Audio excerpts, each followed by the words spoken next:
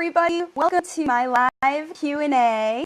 I'm here today to answer your questions about your child. If you have a late talker or a child who's using something besides words to communicate, or even if your child is using words but they're not very functional. So I want to welcome you today to my live. It's going to take a couple minutes for people to join me. I see somebody's here, but I haven't seen any comments yet. So, it's Izzy and Michelle. Thanks. I see that you guys are here. Hey, thanks for joining me on my live. I've kind of missed it for the past couple of days. I was on 30 days live in a row, and that was super fun. And I really developed some amazing content that is now available here on my Facebook page and also on my YouTube channel. So if you are interested in any of that content from those 30-day live videos, please go ahead and check out my YouTube video. And I see Izzy says, welcome back. It's super good. I'm super glad to be here live. And it's been, like I said, really fun reaching out. I've met so many cool people in the process of doing this. Now, I realized that I went ahead and scheduled this live for Memorial Day weekend when, a lot of people have plans and are out and about doing things and enjoying the outdoors. In fact, I even suggested that but I want to do this weekly live on Saturdays every week, just so that it's a consistent place that you can, come every week if you're, working this out on your own and you're trying to use the suggestions that I have and you're trying to figure out what kind of blockages your child has, to using words. Summer's here. Thanks. Thank you so much for saying I look great. And Sarah's here and Amari's here. Thank you so much for joining me today on this live. I haven't seen any questions yet, but I do want to let you know that, I do have this new challenge out for families, and that is to, if your child isn't going to have any services this summer, you can take advantage of that time and really get your child using some amazing communication. The families that have worked in my program are seeing progress so fast. In fact, I just started 2 new families on their program today. And the first family, I'm so excited. They have a little guy who just hasn't been verbal for a while, and he's just now getting ready. I have a question. Erin says, have I heard of Klinefelter syndrome? I have heard of it, but I don't know much about it. So that's, for me, how it works with diagnosis is, the way that kids come to me, historically, I worked for systems where I didn't choose at all the clients that I saw. I saw clients who came to me who were communication disordered for any of many, many different reasons. Some of them were syndromes like Klinefelter. I think I might have heard about it. But, I worked with families who had babies who had Zika virus. I worked with families who had Down syndrome, cerebral palsy, many kinds of syndromes that are, genetic kinds of things. And yes, of course, as a result of these syndromes, especially Down syndrome, for example, families, it's a very broad range of the kinds of things that can affect a child with Down syndrome. And my feeling about it is this.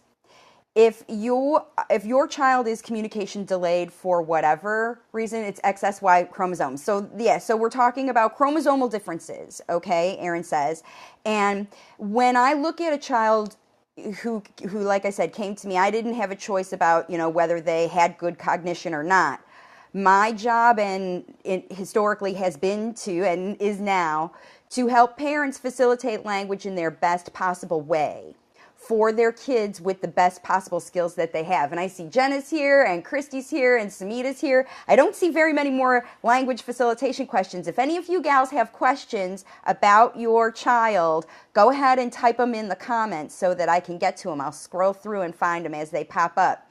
And so Michaela's here and Alexandra's here. Thank you so much for joining me, ladies. We're just getting started with this Q&A session, and I did have a question about a syndrome. And so, like I said, when I look at kids, if a parent approaches me to work with them with my program, part of our conversation is always about, how you got to this point. Like, what is it that you believe is causing your child to be late talking? And it's important that we have that conversation, because if there are things physiologically or emotionally or environmentally that you can change to help your child overcome whatever's, because it can be environmental things that are causing blockages to communication. It certainly can be emotional things that are causing blockages to communication. And it certainly can be physiological things. So the most important thing when I talk to any family is that, you as your parent, you know exactly how your child learns everything that you've taught them so far. So, what's important is that you are doing your language facilitation in the same methods that you've been successful teaching your child other things. For example, if you've taught your child to be able to pick up their room, if you've taught your child to be able to brush their teeth, or do any other kind of day, self-care kinds of activities, then you probably can teach them to use words better, as long as they have the physiology to be able to use words. So if your child with whatever syndrome, Klinefelter syndrome, Down syndrome, whatever syndrome, has the ability to learn from you, to do other things that maybe previously were challenging. For a lot of kids with syndromes, learning how to do daily tasks is a big chore in itself. But moms who are dedicated to really want to teach those things, they find a way. And that's what I do with my language facilitator families, is I help you find a way to teach your child. So if you can tell me a little bit more specifically about what's going on with your child's language, then I can potentially give you a strategy to help you figure it out. Okay, so Summer says, in these late talkers, is there a common trait these kiddos have in common? I've seen they are very strong-willed, which is a good thing, LOL. So actually, that's a really interesting question. And I talk a lot about spirit kids, that I called spirit kids. I think that late talkers, kind of across the board, they're late talking for all different reasons. But the fundamental difficulties of being able to, of being resistant to using words, whatever is causing you to be resistant to using words. Part of that can be a child's interest in solving their own problems, in really doing things their own way. These are kids that are excellent problem solvers, and they're really good at trying to figuring out things themselves. And so sometimes, if you've ever worked with someone as a colleague, and you're on a team together, and your colleague, you've got this strategy that the boss says, look, we got to do it this way, but your colleague's like, nope, I've got a better way, I've thought of this idea. And sometimes that idea may be, certainly it's going to be innovative because it's not what the boss said, but if in that case that person is so left of center that they start to be counterproductive, that's what happens with children when they're sort of left to their own resources to come up with whatever they're using for language. They're going to come up with what's in their own bag of tricks, what's in their own wheelhouse. So if they were screaming before and that worked even one time, that's going to go in there, yes, that works for me, bag of tricks. But if they, point and scream and things like that, and it isn't working very much, they might just point and scream bigger. And those behaviors just get louder and more marked, so that you do pay attention and they do start to work. So it's not like they're using the effective that works, they're just using the ineffective bigger. So, and I think that that's a pretty common thing for kids who are sort of inventing their own ways to communicate with you.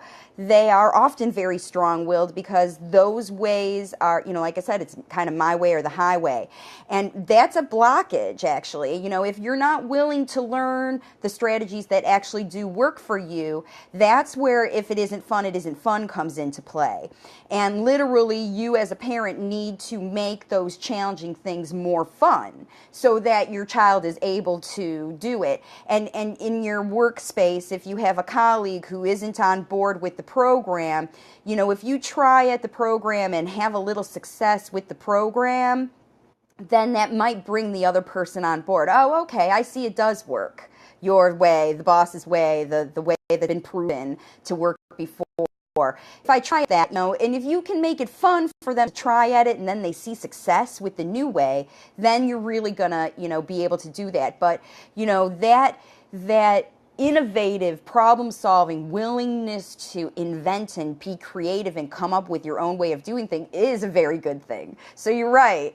You know, it's just you as a parent have to figure out how to manage all that. So I'm glad you said that. Totally makes sense. All right, so Sara says, notice this week Remy is saying A while erasing the letter A from the chalkboard. Excellent. Sorry, I've got a light in my eyes. Is there an explanation why this works better than writing for her? I figured it's easier. I have to look here. I hope I can look at it. Sometimes if the comments are long, it's hard to see. Oh, wait, it is. Is there an explanation why this works better than writing for her? I figured it's easier with the motor delays. Saying A while erasing the letter A from the chalkboard. Oh, you know what? That's a really interesting strategy that you picked there, Sara. Really cool. I know that writing has been something that you had mentioned before that is something that she had been working on at school. There's a lot of, you know, talk about her holding markers and them working with her to write words. And it could be that, you know, I often talk about how pairing a motor task with your language work is helpful because that helps connect things. And especially in a child who has a corpus callosum issue, like your daughter, that communication between one side of your brain and another, the language parts of your brain and the motor parts of your brain, and helping your brain learn to rewire those things using a motor task with language ability is easy. It helps make that connection. And I see a lot of likes about that. So you guys have seen that. I mean, I've recommended that people jump on trampolines while they practice talking, while they scribble, I know that that's been an effective thing for another one of my language facilitator moms. We use some tactile reinforcement when we work on phonology too. So it's like having another input mode. And if writing has been challenging, or if writing is something that anybody else focused on before and it's just not fun, then erasing is super fun. That's why erasing is working, is because it's more fun and it's easier. So if it's not more fun, it has to be really easy. And that's the other trick of, you know, that's the whole trick, is that if it's not fun, it has to be super easy. So I hope that helps you. And Erin says he has absolutely zero speech and minimal ways to communicate. So the thing is, you know, with a child who doesn't have ability to make sounds, then it's going to be challenging for you to teach them how to make sounds. And, you know, for a child who has, if he has interaction with you and he can use his hands to do other things, that's when you're going to have to work with your speech and language professional on some sort of augmentative or alternative communication where he can use the motor skills that he uses. And they'll have to use those kinds of things to help him communicate his cognition. So, you know, there are some kids that you can't coach into talking, and it's simply because physiologically they don't have the ability to use sounds. Now, if your son is making, you know, sounds that represent language, like animal sounds, like moo to mean cow, you know, that's a real intent at communication, and that's something that you can work with. But, you know, I can only coach parents in how to be able to help you work with a system that is functioning properly. So the other thing that I can recommend for you is that I know that other parents have seen their kids develop verbal skills by using holistic kinds of recommendations like chiropractic, like B12 and, you know, chelation and, you know, those kinds of things. And if I had a child who was, you know, chromosomally altered as a result of this syndrome and you've been able to identify it, you really need to work with professionals and other parents who have worked with kids with that syndrome. And in the fact of Klinefelter's, unfortunately, that's not going to be me. Okay, so hopefully this is helping you. All right, and Brianna's here. Hi, Brianna. Good to see you. And Elizabeth says, my 6-year-old son struggles with answering and asking what, when, where, and why questions. What's the typical order kids develop these question skills. For example, when I ask my son, what are you doing? Sorry, looking more. What are you doing? He says, good. Okay, so with questions, let me see again. Elizabeth, that's Elizabeth's question. So Elizabeth, with questions, there are differences in questions between open-ended and closed-ended questions. And sometimes we need to be careful about being too sort of having a never-ending quiz show. I know that it can be a strategy to help your kid learn how to say words by asking them questions, but a closed-ended question like, what is this, when you're pointing to a pen, where the answer is pen and you know what it is, those kinds of questions are easier for a child to answer. Because it's a closed-ended, like I know what that is in my head. But if a child is having trouble accessing vocabulary, so everybody has these file cabinets in their head, and with our vocabulary in them, the way we do it, but if they're used to just selecting sort of the nouns about things in life, or, in your case, if your child's answering good to a question like, what are you doing? That means that they have often been asked that question, how are you? Or what is it? And maybe been trained to give that response, like, how are you? Or is it good? Or, what I meant? They're answering your question with the wrong word. Their vocabulary access isn't, like they're not using it.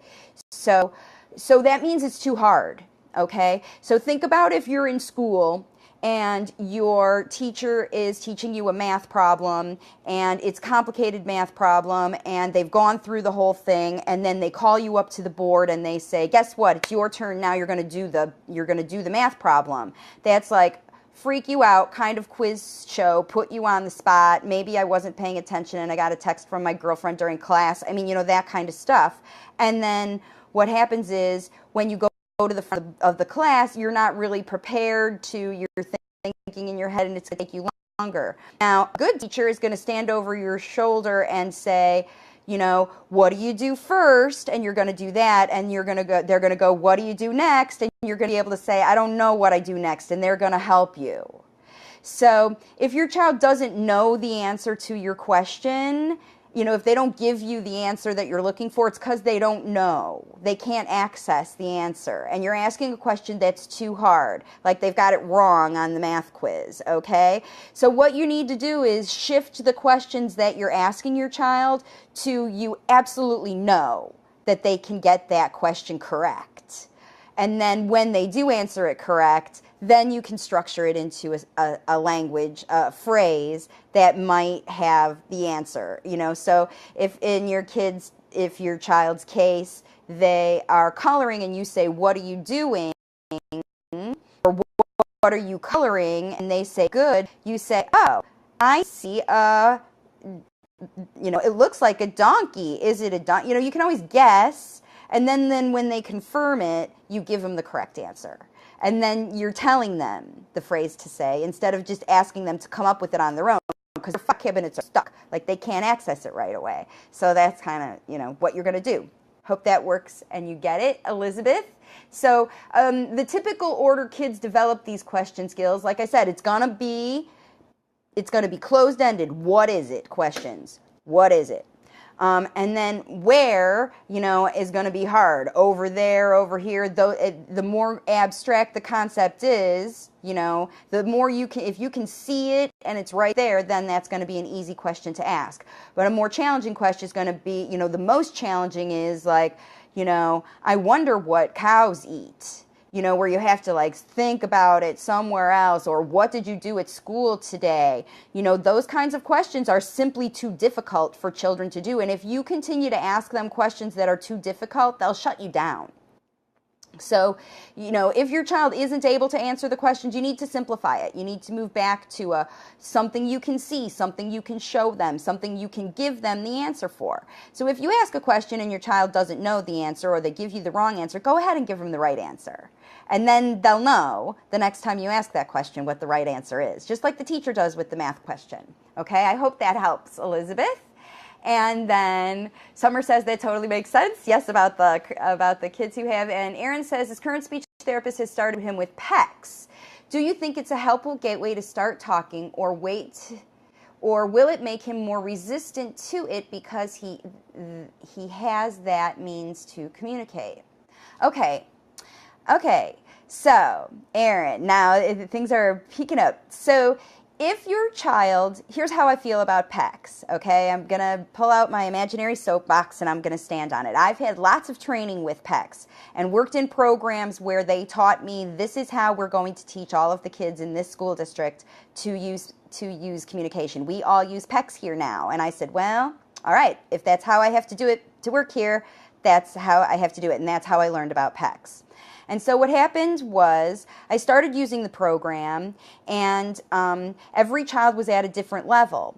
But what I saw was happening to the kids who had been in therapy using PECS for a long time was that they only learned how to use the phrases that they were taught with the PECS system. The I want blank, or I see a blank. And that method of teaching shows children how to put words together. It also shows them that when you hand a picture to someone, that means that you want to communicate something with that person. You hand them a picture. And so what I do with families is not that.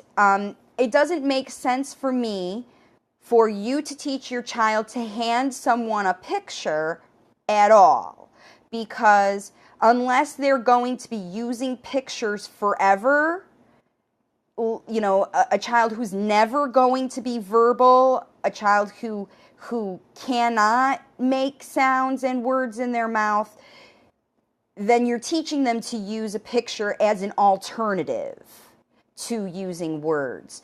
But for me, if your child can make babble sounds, ba ba ba, da da da, ga ba da ba ga ba da, if they're making sounds like that, I even have a family whose child isn't using sounds so much, but using a lot of and just noises that sound like speech. So if your child can, Erin, make sounds that sound like speech, then your speech therapist and you should be teaching your child to use speech. And the intention of communicating with someone else should be a verbal intention, like, you know, Mom, I want a cookie, please. You know, so because when your child wants something from you at home, Erin, I imagine that your child's not grabbing a picture to hand it to you. Your child's using something else, some other kind of behavior, if he's not using words. So at speech therapy, then your speech therapist is teaching your child a different kind of behavior to communicate, the behavior of handing someone a picture. And at home, your child is using behavior in taking you or pointing or screaming or whatever they're using now. All of these are nonverbal, you know, and even though the method of PECS says, the theory behind PECS teaches you that handing a picture to someone molds into telling them to use words. I get how that happens, but the way it molds you into using words is highly structured word phrases. It doesn't mold you into using natural communication like one time, hey Mom, can I have a taste of that? Because every single time your child sees you, they say, I want X. Or they might teach them 3 ways to ask with 3 different similar phrases. I want X, give me X, or XX, please. So if you want your child to learn natural kinds of communicating and your child can say sounds at all, I do not recommend PECS. And that's my soapbox, and that's why. All right, moving on. Let's see if I have anything else. Sara says, thanks, I'm happy. I see Rachel's here. Thank you for joining me, Rachel, and Jason, and Kelly, and Becky. I'm so glad you guys are all here on this live Q&A. Erin says, thanks, I'm glad. Okay, Jason Kelly says, we've been doing speech therapy 6 months with no improvement at all. Bummer. He babbles occasionally, will say mama, most recently mocked uh-oh for a few days and then stopped. Always gets his point across to what he wants and makes car sounds. He's 2.5, but still no talking, not behind on anything else. Yes, I have some big ideas for you. You need a language facilitation plan. So what's going on in your case, Jason, Kelly, or Kelly, Jason and Kelly, is that, what's working right now for your child is working right now for your child. If you're telling me here in your phrase that he is able to communicate to you what's on his mind, you have to think in your head, why is that happening? How is that happening? If he's nonverbal and not using words, or using words sometimes and not using words other times, how come he's not using words? And in the case of a child like yours, it's because he has other means that are working just as well for him. And I always use this analogy when I talk to families. I say that kids get, that when they come up with their own ways to communicate, I'm just looking at the time, when they come up with their own ways to communicate, then that's like they are digging their own path, like they are creating their own dirt road to get where they want as far as communication. They're going to come up with their own devices, their own whatever, they're digging their own path, they're making their own. But you, as a parent, as anyone, but especially as a parent, might have a beautiful shiny bicycle that is verbal language. And you know that your child can get a lot of cool places a lot faster on that shiny bicycle than they can this path. But that path is working just well for them. And right now, your child on his path, you're standing right there next to him. Every time he falls down, you're able to pick him up. You're able to help him do whatever. And whatever's going on with your speech therapist, she's not connecting to him and making it fun enough for him to want to communicate. In order for a child to give up a strategy that they love, the new strategy has to be super fun. So that's why I talk about a dirt road versus a bicycle, because some kids might be afraid of bicycles. They've seen other kids fall off of bicycles. They're big and shiny and whatever, and I tried it once before and I fell off and I don't like it anymore because they may have had some language experience, or maybe when they tried to use words it was hard for them for one reason or another, and that's when they give up on it and they start to come up with their own methods, and that's when you run into trouble. Sorry, I just lost my computer, and I know I'm not going to know the time. All right. Anyway, so as far as your child, and helping him bridge the gap, you need to, if you're seeing a speech therapist and it's state funded and that's the way you go and you're not seeing improvement, then it's time for you to approach your speech therapist and start to use them as a resource and tell them the kinds of problems that you are having at your home. Because that's how I work with families, is I ask them specifically, what are the behaviors your child is using to communicate X, Y, and Z, and here's what you do to get them to stop from communicating X, Y, and Z using these behaviors. Here's how you get them to start to use words. And it's by making it easy and fun, are the basics. So Jason and Kelly, your child's blockage is because whatever is working for him right now is working for him right now. And he must be very strong-willed because he's even been able to get his speech therapist to follow his kinds of communication, and he's been able to run the show. So for a child like that, it's really important that you make it fun and happy and safe, because if they don't buy in to whatever you're doing, then they are not going to participate at all. And you're going to go back over and over and over again to speech therapy and not see any improvement because your child's not going to be into it. If you're not into it, think about if you were going to take a class, okay? And your mom said, you have to go take piano lessons, but you go and the piano teacher is not helping you learn how to play the piano in a fun way. You're going to dread going to piano lessons. You have to have a speech therapist that makes it fun. And that's it. And you have to tell your speech therapist that's how it has to go. You're the one who's footing the bill. So you're the one that has to make sure that you get strategies that work for you, okay? And Elizabeth says, thank you, I'm so glad. And Summer says, good point, thank you. And Amari says, my son has been taking more interest in books, but when I tried to read or point to the picture, he gets shy and throws the book. What can I do so he doesn't throw the book? Okay, that's a good question. All right, so when your child is, like, it depends on the book that you're reading. So it might be that book is too hard or too complicated or a thing that they don't like. My first suggestion is offer a choice of books and let your child pick. So I know that it's like, when if you have the same kind of reading time every day, and if your child likes to sit and read with you, you have to sort of figure out at what point does it break down. Right now it's fun. Maybe he just wants to sit and turn the pages, like he's not even looking at the pictures yet. Well, that's because start with sturdy books. Don't get books that you can rip real easy.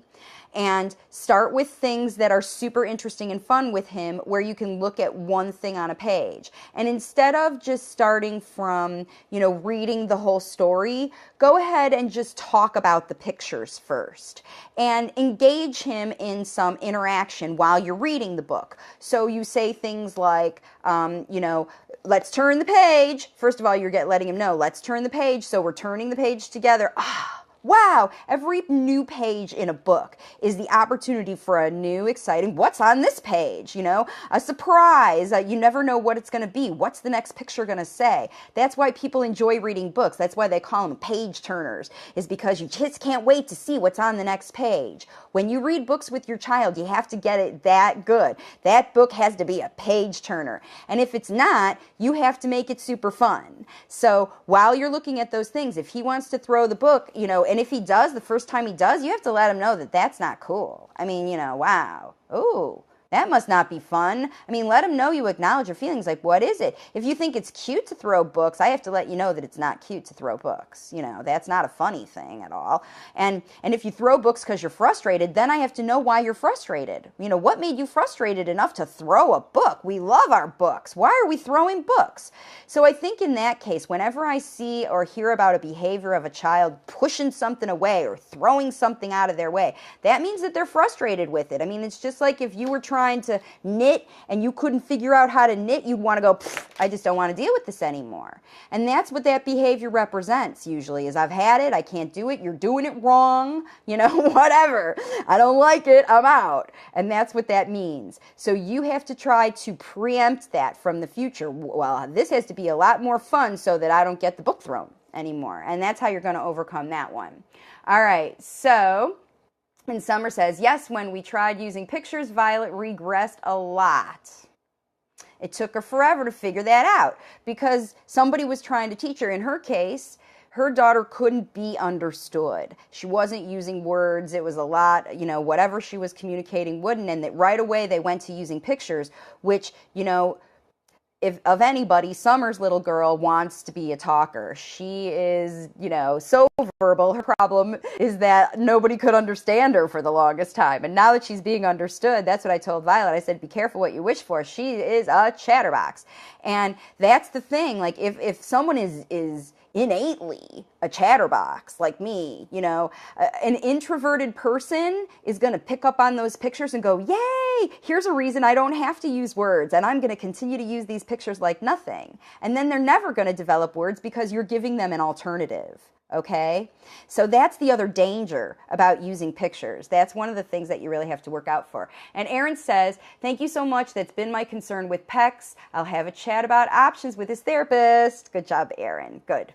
All right, and I see that, some more people have joined me. Susan and Adriana and Christine. Hi, Christine and Carrie and Emily. I'm so glad you guys are here. Summer says we did speech therapy in and out of the home and made very little progress. Marcy's program is the only one that has worked with my daughter who's 5.5. Thank you so much for saying that, Summer.